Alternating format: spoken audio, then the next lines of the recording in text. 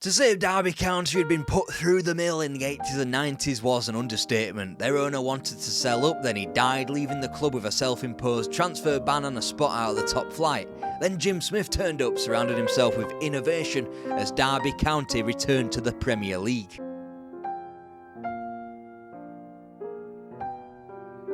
Before we start today, I got another book recommendation for you because it's important to read, guys. Here's Ryan Hill's book on Jim Smith's Derby County, a book I used for the majority of research in this video. Fantastic insight into what was a great club in a revolutionary time.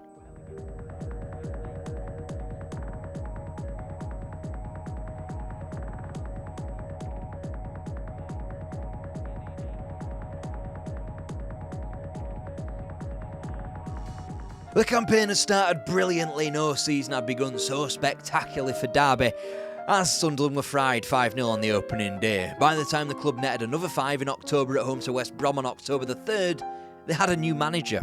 Arthur Cox stepped down prior to the madcap 8-goal thriller due to health reasons. Dropped into the role at such short notice for the second time in a decade, assistant manager Roy McFarland.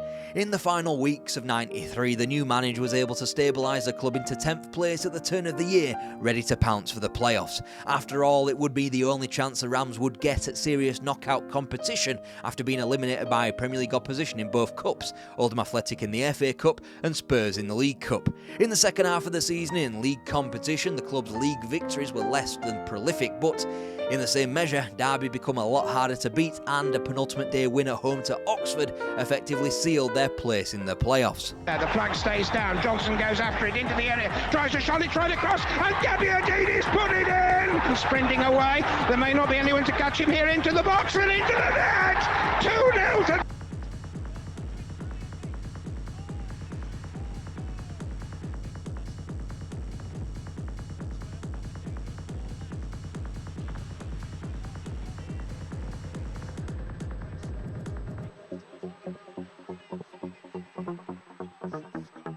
'To have gotten so close, to have been beaten by local rivals, to have been beaten by local rivals so late on in the day. It couldn't have gone much worse for Derby County on May 30th, 1994 at Wembley. Mark Pembridge's final pass, Marco Gabbiadini's strength and finish. He lines himself up and Juggernaut bearing down on the ball. They call it a crossroads, and no matter how many victories we show in that little montage, Derby had gotten worse. The thing that changed in the summer of '95 was the manager. Out went Roy McFarland with the club in 9th place. Chairman Lionel Pickering had tried numerous things, smashing transfer records, changing managers, using club legends, and now they had to go in a different direction. Much like Robert Maxwell before him, the owner prepared to cut costs. The two-man shortlist who were initially interviewed now reads like a who's who of English football management. They wouldn't end up selecting any of these names, however.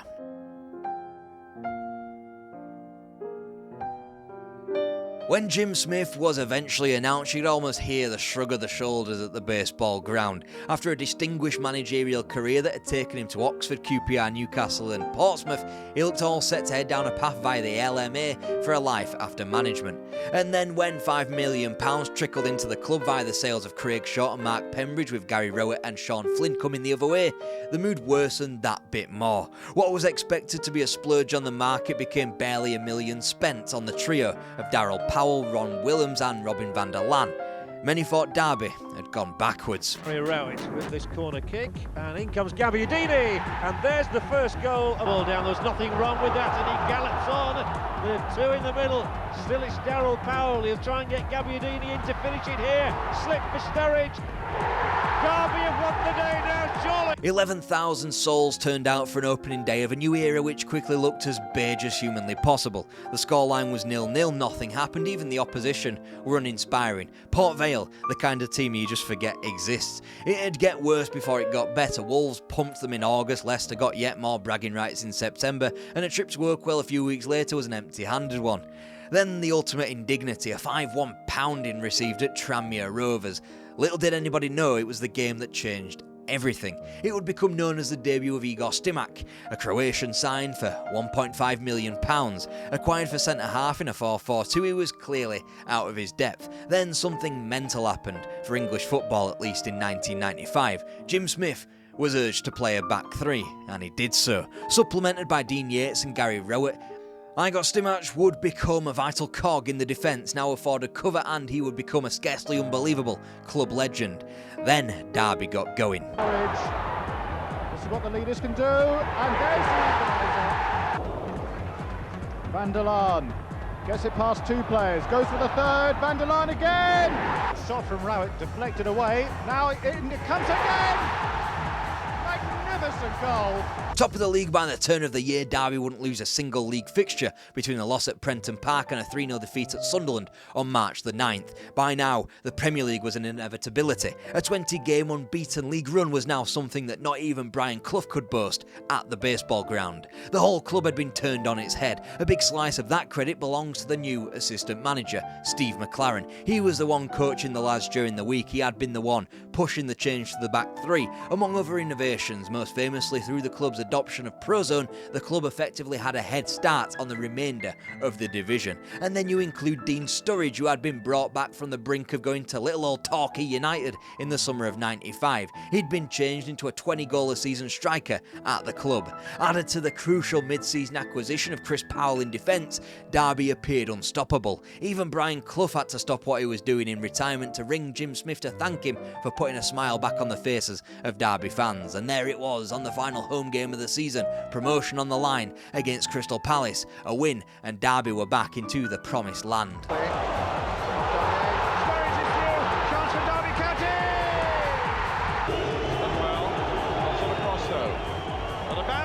Kenny Brown! It's 1-1. Terrific left foot finish. There's the corner. Good one. Down and in by Van der Laan. Derby were up, but they were determined not to just make up the numbers, so they recruited heavily, but smartly, that summer. Off the back of an impressive Euros, Croatian Aljosa Asanovic was added to the Derby midfield, whilst a mix of youth and experience was acquired for the defence. 23-year-old Christian Daly and 37-year-old Paul McGrath. Then you had the signings that would come synonymous with Derby County from far-flung regions never seen before in English football. Hello Paulo Wanchop from Costa Rica and Mark Poom from Estonia. Away from the pitch, Derby had made some serious acquisitions, Prozone being the most famous, graduating from what was initially a couple dozen massage chairs to serious statistical analysis. Then in came sports psychologist Bill Bezic, who would assist players and coaches alike mentally for what was going to be a tougher campaign ahead. The club even adopted a dedicated chef, which was unheard of in a time where the English were used to grunting egg and chips when they were hungry. Derby and Chris Powell in particular can even be credited with inventing the pre-match huddle. There was no end to the innovation. Then you sprinkle in the unseen faces of Steve Round and Eric Steele as coaches and Billy McEwen as reserve team manager, and you had a Derby County successful like they hadn't been since Brian Clough walked the same halls. 3-2 down. Forward Sturridge with a chance here. 3-3. Chris Powell onto that rather loose clearance. Darryl Powell plays it back to him. Chance here. It's in, is it? The linesman has flagged, it is a goal in.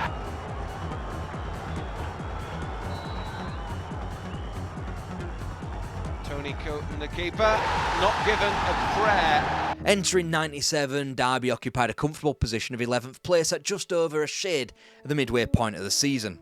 Their first positive results in the Premier League all came against prestigious opposition, drawn against Leeds, Spurs and Manchester United before.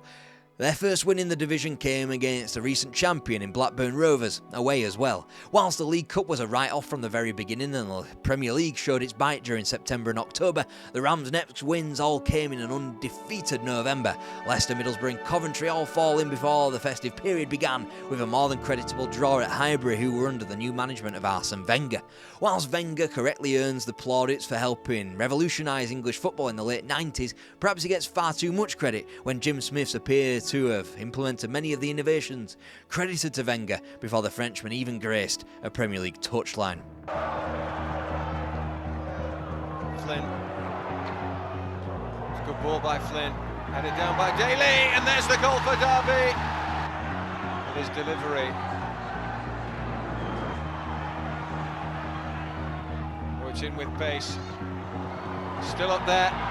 Daly's got a flick on it. Ward's in there, great turn. Asanovic now. Lovely through ball, Sturridge back across the face of goal.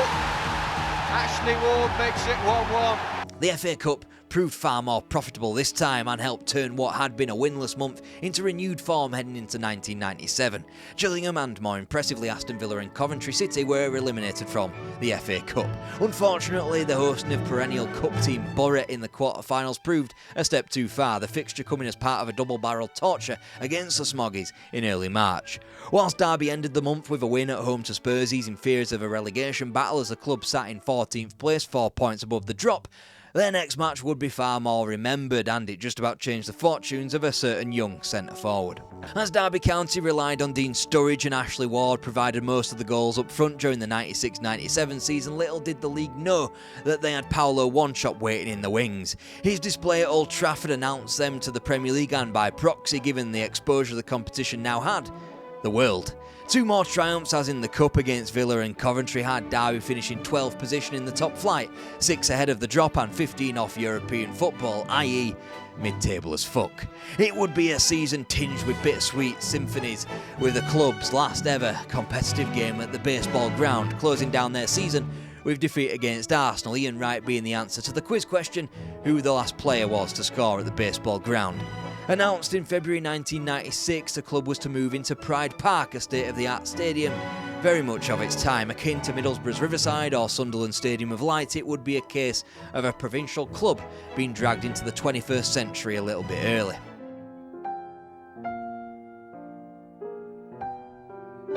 History of individuals and groups connected with Derby County. Burton rises. Radio's there. Radio! Derby back in front.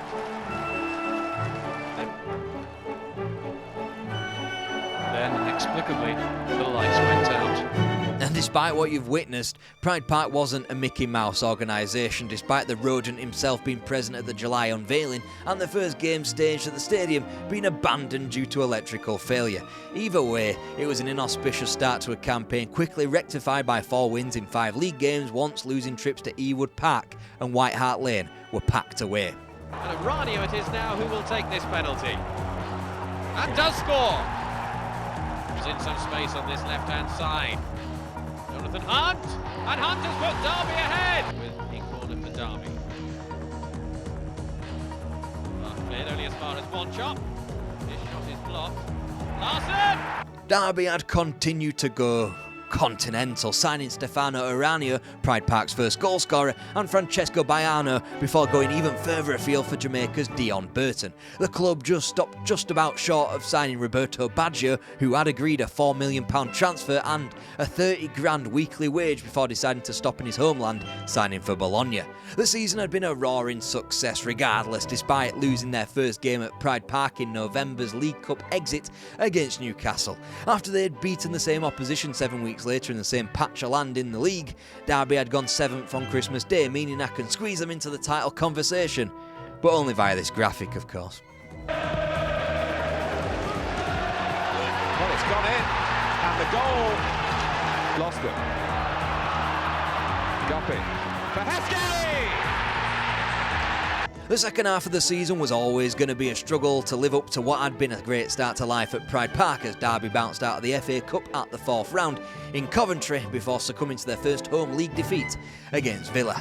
It was away at Upton Park on April 11th with 6 games to play in the season, where Jim Smith's side equalled their previous Premier League tally with a goalless draw. 2 days later they eclipsed all club records in the Nascent Division with a 4-0 hammering over the eventually relegated Bolton. And in spite of a final day victory at home to Liverpool, Paolo Wanchope with a winner of course, Jim Smith had predicated the match in his programme notes, writing, "I will understand the disappointment if we don't make Europe this time. Nonetheless, this was a team that finished 3 places higher than the prior campaign, won 5 more games, scored 7 more goals, conceded 9 fewer and earned 9 more points. Ultimately, a combination of West Ham beating a Leicester team without anything to play for and Arsenal chucking in a loss at Villa Park amid their title celebrations stopped Pride Park from hosting European football.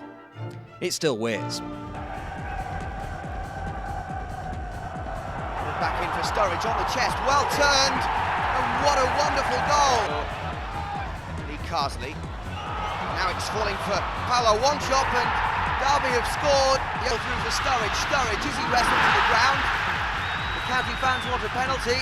They might not need one because Snore has scored. One shot waiting for the cross. Daryl Powell's arriving as well. Here's Delat, and there's one shot!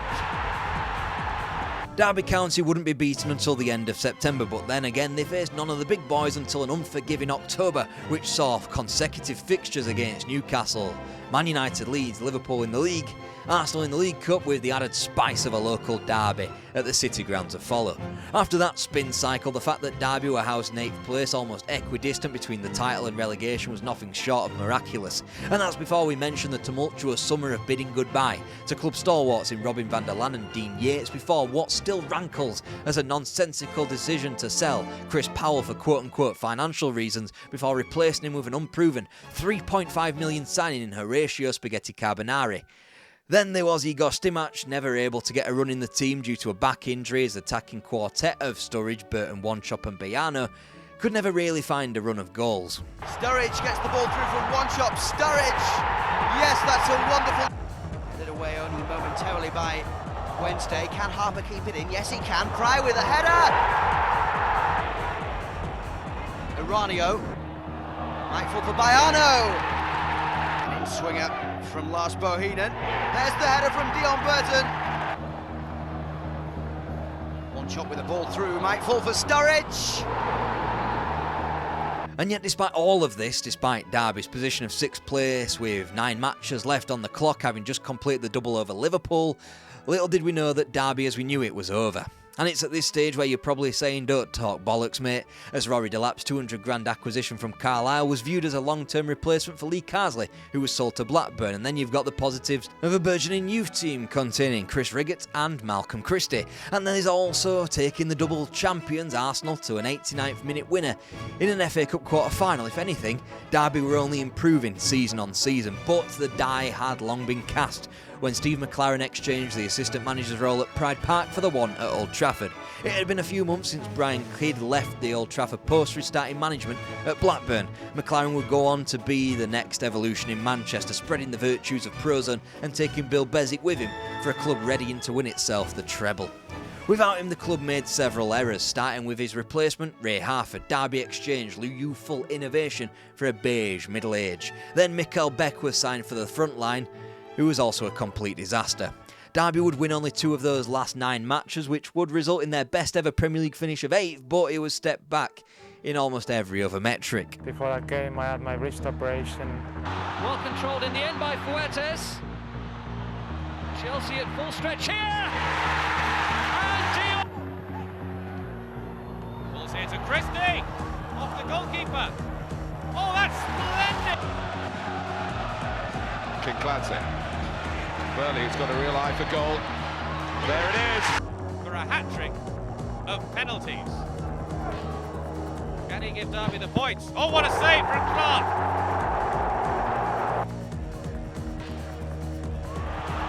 Powell puts it home. Downward trend continued into the next millennium, beginning with the surprising sales of Igor Stimac and Paulo Wanchop to West Ham United. The former never truly replaced, and Branko Strupar did his level best to replace the latter, but it never truly filled his boots. Then there was the utter disaster of Esteban Fuertes, who was signed for $2.3 million and only weeks later was refused re-entry into Britain because his Italian passport had been forged. It was a minor miracle that Derby were able to spin a profit, palming him off on loans weeks later. Jim Smith had attempted to acquire names like Ida Goodjohnson and Colin Hendry, but found himself with Björn Otter Bragsad and an undercooked George Kincladze. It was only a slight improvement in league form in the second half of the campaign that dredged them out of the drop zone and into 16th. There's danger here. Oh, and Carl Cole was in the middle. I think at the time the gaffer came out and seen out his under the clean sheets, and it's very strange to look back and think, how it was mistakes by ourselves as well, our defending. It was only getting worse as Derby failed to win a league game until the November 18th visit of a similarly looking doomed Bradford City. And whilst Malcolm Christie was beginning to make an impact, the signing of Danny Higginbottom would take time to settle into the team. Again, it would need another second half of the season improvement to save Derby from the clutches of relegation. Beat by 4 goals. Yeah, it was. Before the game, we were looking at that as an absolutely must-win game, and going into it, we were very. They've gone towards Strupar. Christie, work at his back. No cresting. Oh yes! It was only that last match, the penultimate game of the season, in which Derby was saved from the drop, and thanks largely to a Manchester United team with their eyes already on holidays as champions, as to why they survived. Jim Smith had brought in club legend Colin Todd as his latest assistant from the manager's post at Swindon Town. Whilst it significantly improved the club's results and their defensive structures were bolstered thanks to Taribo West, Todd proved the straw which broke Jim Smith's back. At Pride Park, of course. That summer fast-tracked the beginning of the end of Derby County as a Premier League mainstay. With the exchanging of Italians, Pride Park saw the end of Stefano Eranio and were introduced to a has-been, Fabrizio Ravanelli, on a monumentally inflated £38,000 a week wage. Derby could have recuperated some of that money back by selling off an informed Malcolm Christie for nearly £10 million. Instead, Jim Smith remained resolute in his young talent and he'd eventually be sold 12 months later for under £1 million. He wasn't the only youngster leaving the club. Derby flogged the beating heart of their midfield in one fell swoop as both Seth Johnson and Rory Delap left the club. With that, Derby's fate was sealed. Good open, chance for Clement. A very good cross. There's Boxic. Mosto. Could have been number 5.